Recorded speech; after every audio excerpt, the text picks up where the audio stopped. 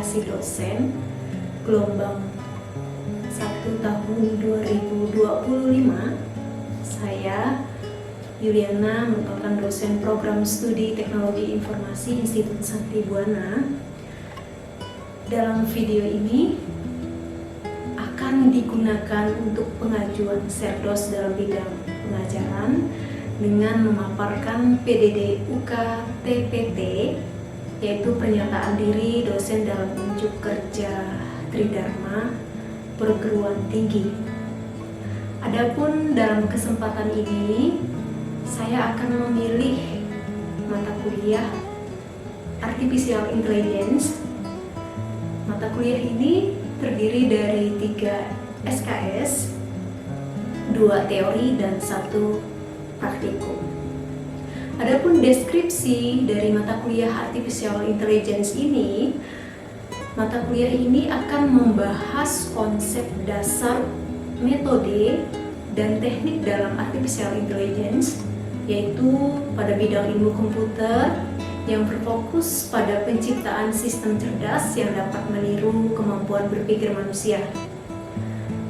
Materi dalam mata kuliah ini mencakup teori dan implementasi algoritma AI seperti pencarian, representasi pengetahuan, logika fuzzy, dan probabilistik, serta pengantar machine learning termasuk dalam klasifikasi, clustering, dan juga artificial neural network.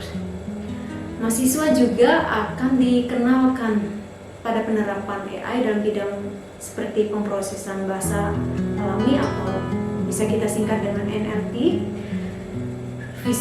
vision komputer vision, dan juga sistem cerdas berbasis aturan. Proses pembelajaran mencakup praktik pemrograman, penyelesaian studi kasus, serta pengembangan proyek sederhana berbasis AI. Melalui pendekatan pembelajaran aktif, kolaboratif, dan juga berbasis pengalaman nyata, mata kuliah ini bertujuan membekali mahasiswa dengan pemahaman konseptual dan keterampilan teknis untuk merancang dan membangun solusi berbasis AI. Metode pembelajaran yang saya terapkan di kelas bersifat ceramah interaktif, praktikum, diskusi kelompok, project basic learning, dan juga presentasi. Untuk CPL dalam RPS meliputi sikap, pengetahuan, keterampilan umum, dan juga keterampilan khusus yang tertuang dalam RPS ini. Untuk CPL pada poin sikap dalam mata kuliah ini menunjukkan sikap tanggung jawab dan disiplin dalam menyelesaikan tugas individu dan kelompok berbasis AI, menjunjung tinggi etika, akademik, menghargai pendapat dan kontribusi anggota dalam pengembangan sistem AI, bekerja sama secara produktif dalam kelompok untuk merancang, mengimplementasi, dan mempresentasikan proyek AI. Juga menunjukkan sikap mandiri, semangat perjuangan, dan inisiatif dalam mengembangkan solusi AI yang inovatif dan bertanggung jawab.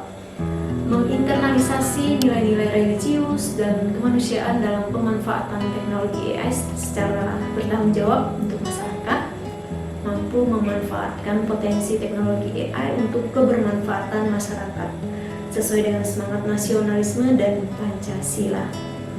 Sedangkan dari pengetahuan, CPL ini mencakup menjelaskan konsep dasar kecerdasan buatan termasuk pendekatan simbolik dan subsimbolik seperti pencarian representasi pengetahuan, logika fuzzy, dan probabilistik.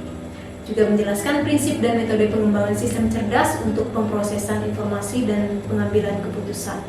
Menganalisis algoritma AI yang umum digunakan seperti klasifikasi, clustering, regresi, dan juga neural networks. Mengintegrasikan prinsip computing dan teknologi informasi untuk merancang solusi berbasis AI dalam berbagai domain aplikasi.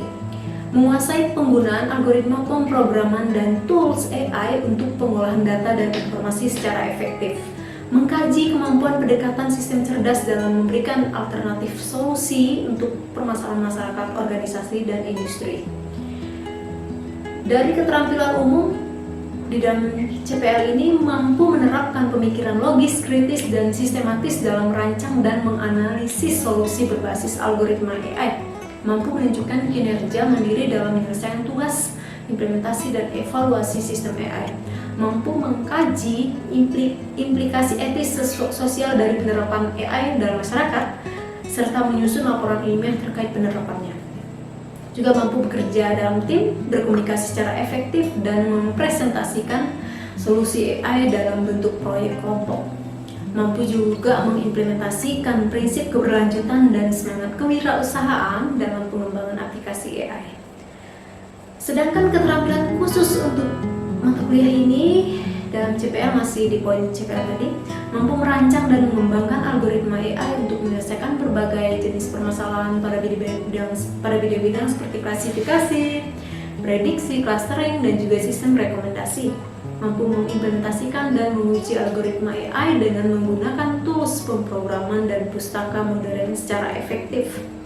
Mampu membangun sistem AI sederhana yang dapat diintegrasikan dengan aplikasi berbasis jaringan, sensor, dan cloud computing. Mampu menerapkan prinsip keamanan data dan informasi dalam pengembangan sistem AI, khususnya dalam pengolahan data latih dan data sensitif. Mampu menginternalisasikan integritas profesional dan nilai-nilai etika dalam pengembangan dan penerapan solusi AI di dunia nyata. Nah, selanjutnya untuk CPNK yang diharapkan adalah CPNK 1 ada 4 CPNK di sini. Yang pertama, CPNK 1, mahasiswa mampu menunjukkan sikap bertanggung jawab, disiplin, menghargai pendapat rekan mahasiswa lain, menjunjung tinggi etika akademik, serta bekerja sama dalam tim. Mahasiswa memiliki semangat kemandirian dan kejuangan dalam pengembangan solusi berbasis AI yang etis, religius, dan bermanfaat sesuai nilai-nilai Pancasila dan kebinekaan. Sedangkan CPNK 2, mahasiswa memiliki pengetahuan dasar hingga menengah tentang prinsip-prinsip artificial intelligence, termasuk pendekatan algoritmik, pemodelan sistem cerdas, dan pemanfaatan teknologi AI dalam konteks pemecahan masalah. Mahasiswa juga memahami cara memilih dan menggunakan algoritma serta tools AI secara tepat ketika dalam pengambilan keputusan berbasis data. Sedangkan CPNK 3, mahasiswa mampu berpikir logis dan kritis dalam menganalisis serta merancang solusi berbasis artificial intelligence. Mahasiswa dapat bekerja secara mandiri maupun dalam tim, menyusun laporan ilmiah, mempresentasikan hasil proyek, serta mempertimbangkan aspek etika, keberlanjutan, dan kewirausahaan dalam implementasi teknologi AI. Dan CPNK 4, mahasiswa memiliki kemampuan untuk merancang, mengimplementasikan, dan menguji sistem berbasis artificial intelligence untuk menyelesaikan permasalahan nyata. Mahasiswa memahami prinsip keamanan informasi, pengembangan aplikasi berbasis jaringan dan cloud, serta menerapkan etika profesional dalam setiap tahapan pengembangan solusi AI. Pokok pembahasan materi pembelajaran dalam mata kuliah Artificial Intelligence meliputi yang pertama ada pendahuluan Artificial Intelligence dengan menjelaskan definisi, sejarah, dan aplikasi-aplikasi yang sekarang itu sudah sangat berkembang. Yang kedua itu ada materi representasi pengetahuan dengan submateri logika proposisional dan juga logika predikat, dan juga ada rule based system. Yang ketiga ada search algorithm, ada metode DFS, BFS, dan juga uniform post search, dan juga ada metode start, dan juga ada metode hill climbing ya. Kemudian yang keempat ada game playing. Di sini submaterinya ada minimax, alpha beta pruning. Yang kelima fuzzy logic dengan dasar teori fuzzy dan juga aplikasinya.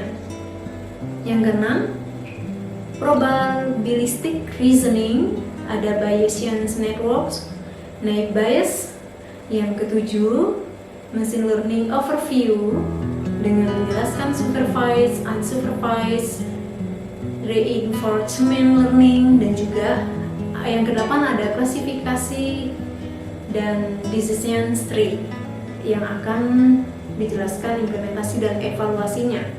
Yang kesembilan ada regresi dan clustering dengan metode linear regression dan K-means.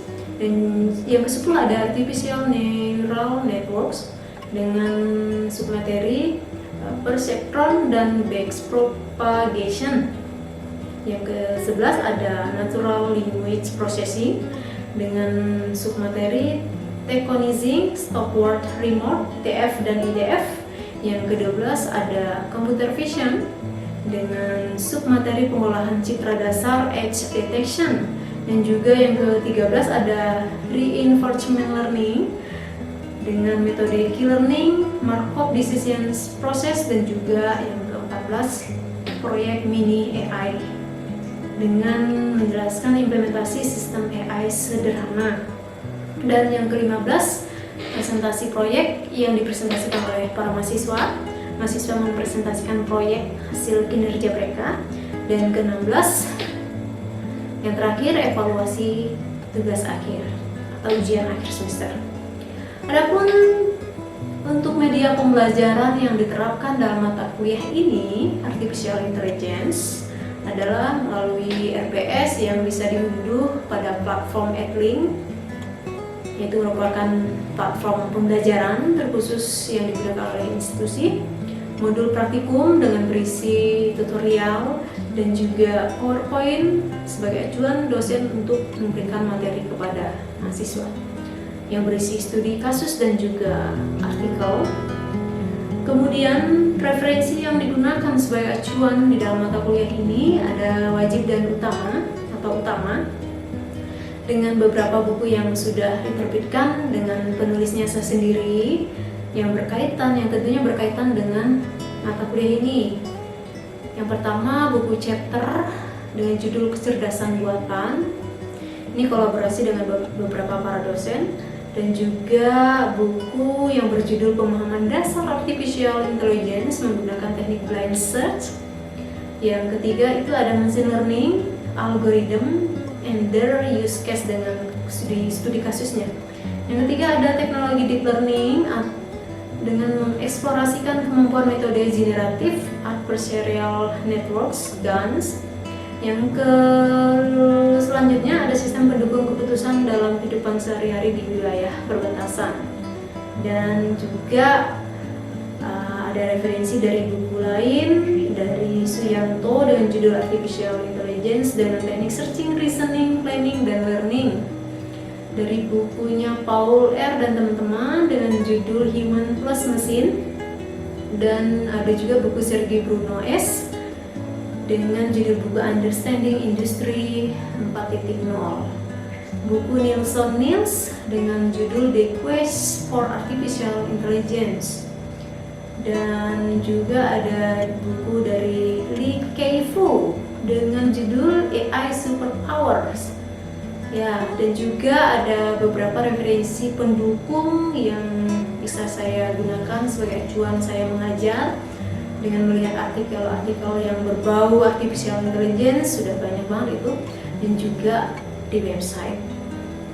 Lalu kriteria penilaian yang saya gunakan dalam pemberian nilai kepada para mahasiswa dengan beberapa poin sebagai berikut. Tugas atau kuis itu bobotnya 10%, keaktifan 5%, kerja kelompok 25%, dan juga UTS 15%, UAS 20%, dan unsur proyek 25%. Tentunya indikator penilaian ini dilakukan secara objektif seperti ketepatan, penguasaan materi, dan peran aktif dari kemampuan mahasiswa juga dalam menyelesaikan tugas, apakah sudah sesuai atau belum.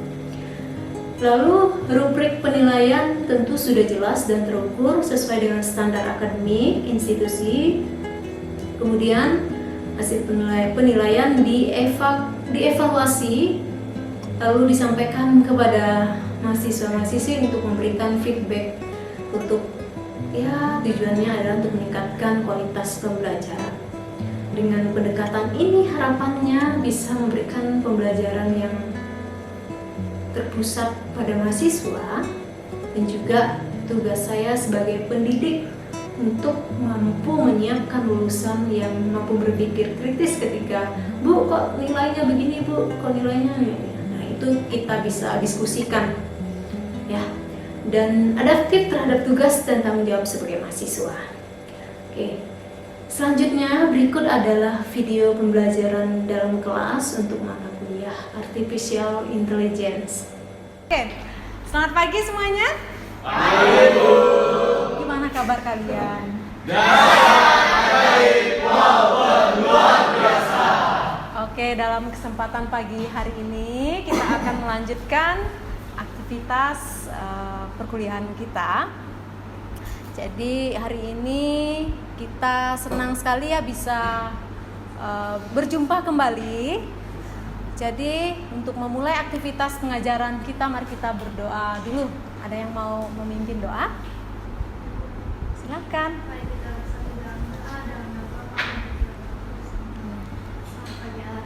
Hari ini kita akan melanjutkan pertemuan kita di minggu yang sebelumnya ya. Saya mau mengambil topik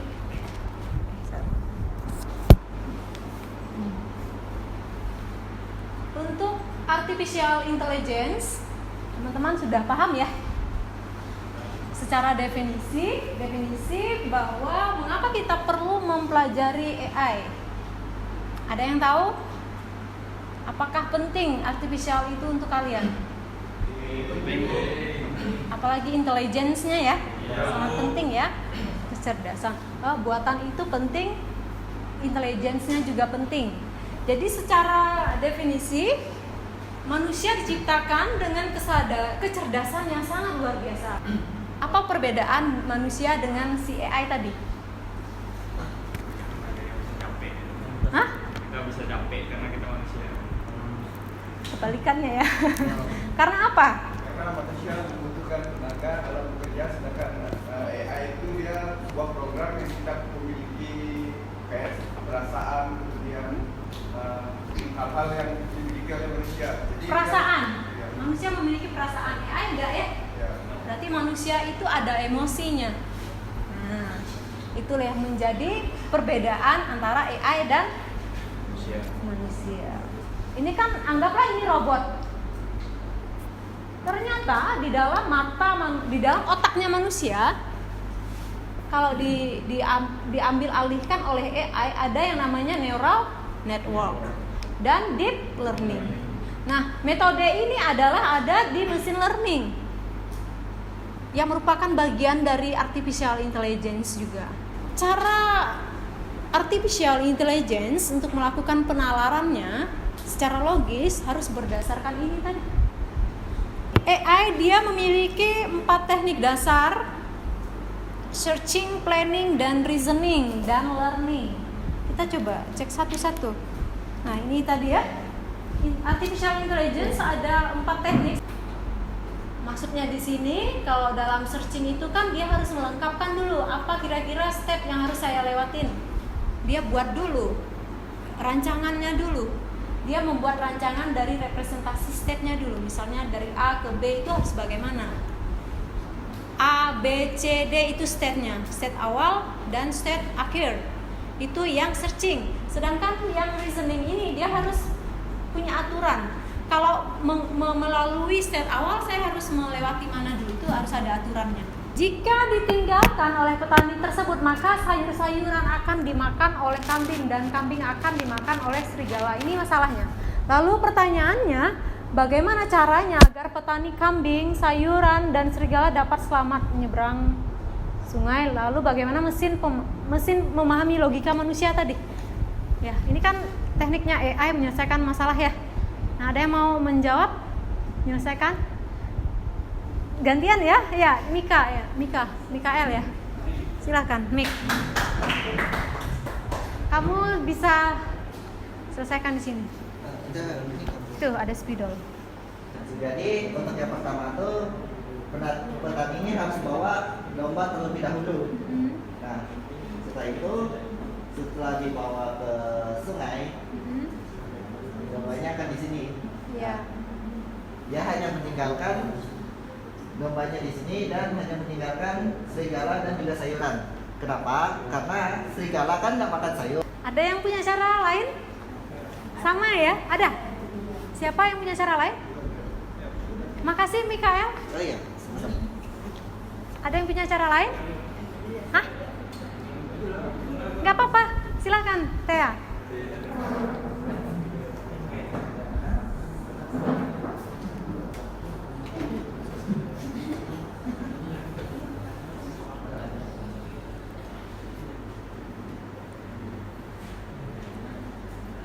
Jadi ini serigala, terus ini domba dan sayuran.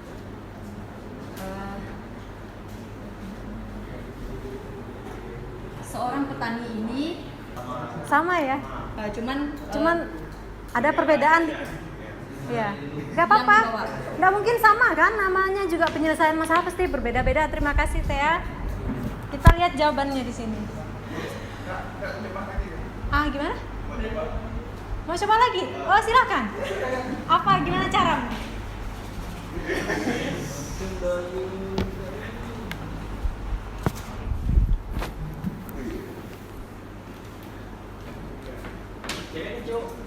Nah, jadi tempat asal itu ini misalnya ini ibaratkan Pulau A dan tempat tujuannya itu adalah Pulau B. Membawa ke Pulau B. Oke, terima kasih. Beda-beda ya. Tapi tetap aja kesimpulannya sama. Namun untuk penyelesaiannya tetap berbeda. Itulah kita ya, berbeda-beda ya. Nah, ini penyelesaiannya nanti kalau dibuatkan ke teknologi banyak di sini ya. Kita harus mengidentifikasi dulu ruang keadaannya, permasalahannya apa saja, lalu contoh daerah asal kita harus terjemahkan dengan angka untuk ke komputer. Ada pertanyaan sampai di sini? Ada Bu. Banyak ya. Egi dulu, gimana Gi? Jadi gini, kita kan udah belajar tentang AI. Ya. Dan AI ini belajar itu pemikirannya itu sesuai dengan seperti pemikirannya manusia. Nah, karena AI ini terus belajar tentang manusia, apakah bisa AI itu mengalahkan manusia dalam segi berpikir? Kita tahu juga kalau manusia ini kan mengandalkan AI. Semakin dia mengandalkan AI, jadi dia tidak lagi berpikir karena dia mengandalkan AI. Nah, apakah bisa AI mengalahkan manusia? Pertanyaan yang sangat bagus. Apakah bisa AI? Bisa. Memang bisa ya. Makanya pertanyaan saya ke kalian tadi, sebaiknya gunakanlah AI secukupnya. Abun dulu deh, ntar ya. Ini kan berkaitan dengan AI Ya. AI ini kan semakin hari semakin berkembang, nggak bisa kita bendung juga. Kemungkinan besar 2-3 tahun ke depan itu orang akan tergantung sama AI, terutama generasi yang baru. Terus solusi yang dapat kita tawarkan sebagai seorang programmer, seorang IT atau Pembuat sistem. pembuat sistem, apa yang kita lakukan agar manusia itu, terutama generasi muda yang akan datang itu tidak bergantungan dengan AI gitu. Yang dihasilkan berbagai macam aplikasi, platform, tools, ya. Dan masing-masing platform itu menyelesaikan konteks masalahnya tersendiri. Contoh, kalau sistem pakar untuk pendeteksi banjir, dia hanya menyelesaikan masalah banjir. Sekalian di rumah ya, kalian bisa membuat artikel yang menjelaskan perbandingan antara pemrograman artificial intelligence dan pemrograman konvensional. Ya, ini tugas kalian di rumah. Oke. Untuk pertemuan hari ini cukup ya. Jadi terima kasih untuk antusias teman-teman sudah mau berdiskusi berbagai banyak hal yang sudah kita diskusikan hari ini. Bahkan kita sudah menyelesaikan kasus sederhana untuk melihat cara artificial intelligence dalam menyelesaikan permasalahannya itu seperti apa sih gitu ya. Jadi akan banyak materi-materi selanjutnya akan kita pelajari. Lalu hari ini kita cukupkan dulu sampai di sini. Selamat pagi. Sekian video pembelajaran dalam mata kuliah Artificial Intelligence pada Prodi Teknologi Informasi Institut Santi Buana. Saya Yuliana. Harapannya semoga menjadi pertimbangan baik dalam pengajuan sertifikasi dosen gelombang 1 tahun 2025. Terima kasih.